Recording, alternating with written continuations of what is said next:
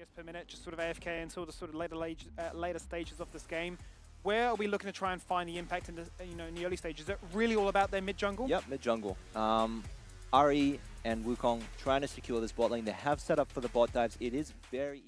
I think the number to beat from memory was 9,000 damage in a game done with a static shift. Oh, yeah. Was that Perks, I believe, from memory, right? So Yep. we'll have to see if we can see a similar fate shared here, or mfis, it gets even more aggressive. And he's just been taken He's down gone. in 2.5 minutes. First blood, as easy as you like it. Yeah, in his head. You feel like you can get away with a lot more than you normally can, just because of the way that he's playing, those desperation moves he's pulling out. So, Nautilus in trouble. No flash. Be careful, as you say. Prey, another one found, another member isolated, key individual taken on through. Bulldawg will not be there to back the rest of the team up for a crucial fight, because second dragon is about to spawn. Not that I feel like Ground Zero and you do it. You need another 10, 15 minutes at least. Yeah, I mean, Livid's there. He says thanks for the XP from the Rift. Never under any sort of danger. And yeah, Daystar. I don't think we've panned mid once to see Daystar not have moved.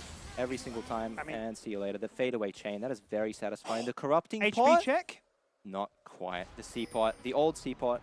10 HP. Yeah. Had the chance. That was definitely a bit of an ego play, but that's what you can do when you're this far ahead. Certainly feeling himself, as is the bot lane of Ground Zero so far. They try to make something happen, but it's a 4v2. They're going to do as much damage as they can. TP comes on through. Down goes Tron. He's TP'd in, but rooted in place. Members are low, flashing forward. He wants to get the Hemoplague. He wants to try and do damage. He's landed onto 2, but they denied him with the potential. He's getting closer and closer, but just out of range. Oh, it's heartbreaking, Fighter. You can see the play, but just not enough. So close. I mean, this is where he wished he had a Ghost, right? If he didn't take that TP into Cassante, and okay. Gooby comes in, cleans up a kill. He'll get one. He'll at least get one, and that does at least provide Tron with some assist. I need to make that TP time fairly worthwhile, though at least even things out by getting a tower too. Actually, the first one of this game as well, might I add. So, Team Bliss had to give it up. They threw bodies bot lane, secured the tower, got a kill. That's the only way they can play right now because the lanes are losing so hard. You can see it once again in mid lane. No. I mean, he stepped up to the wave. He just wants to trim the wave. Riot, please. Hey, it's only getting buffed.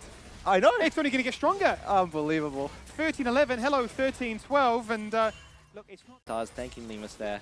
It's great timing heal. Yep. That is twice now. We've seen members of Bliss fall below 10 HP, but live to tell the tale.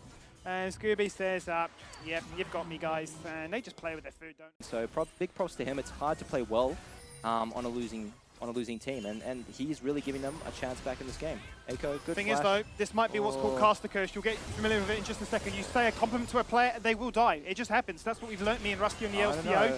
So now they try to answer it back. Karstix is the one to be aggressive. He's the one to then get picked apart. Gooby gets his second of the game. mfis says, I'm 0-3, but I'm still hunting. I don't have an item. I have components.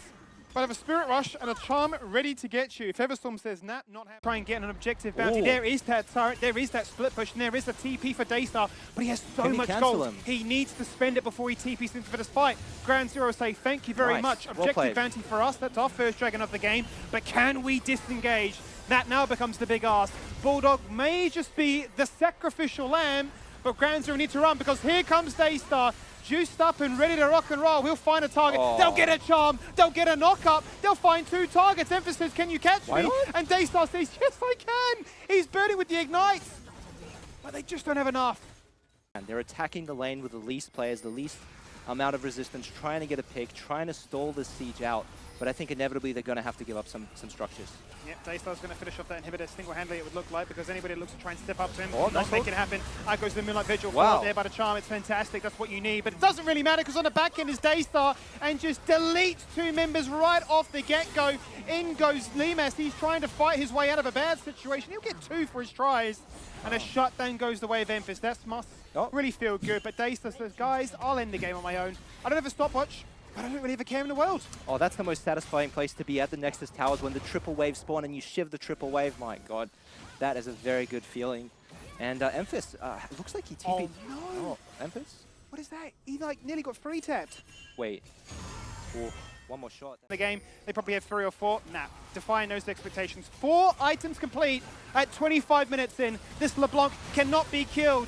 It's a snowballing champion that is very squishy, but will delete anybody in her sight. There it is, number 8 now, removing the carry. The late game policy, the 5th and final pick here for Ground Zero to Vladimir, removed from the equation, down for 40 seconds.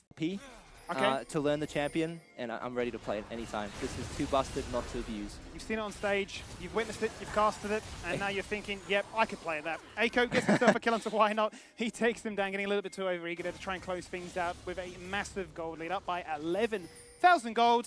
There is a Baron on the menu, but I don't care about that. They say, Ground Zero, we know you have to face check it. Bulldawg will knock them all up. They'll come crashing down and say, but you're gone. Yeah, good play from Bliss. Not getting scared because they lose a champion, just controlling their vision, right? Here, it's not about the numbers advantage, it's just about who face checks. And it makes it so easy for you to land your abilities. And still posturing, Ground Zero, I don't think you can contest this down. They're looking for more, and they're going to certainly find more. Akia missed the grand entrance, and as a result, will just die in a heartbeat. It's a 1-for-1 so far. Eiko actually finds himself a kill, crucially onto leemas with double summoners up and available. Featherstone was burnt, but it wasn't enough to try and save him. Daystar still topped up in health. He's still without a stopwatch, because that's already been burnt. So now he jumps in and hopes for a little bit more. Procs it off with the chains, another chain, another kill. It's just too easy. It is effortless. Where's the counterplay? What's going on? Yeah, it was a very good fight from Ground Zero. You look at the gold, they're down 12k, but it still looked like an even fight. They traded 2 for 2 until that last Tron kill. But I think it's just not going to be enough this game. Not to be enough. It really felt like a game that was knocking on death's door from the very get-go in this when we saw that very early first blood. It's all been about this man in the mid lane, as they'll claim an ace to close it out with the perfect scoreline of a 2-0.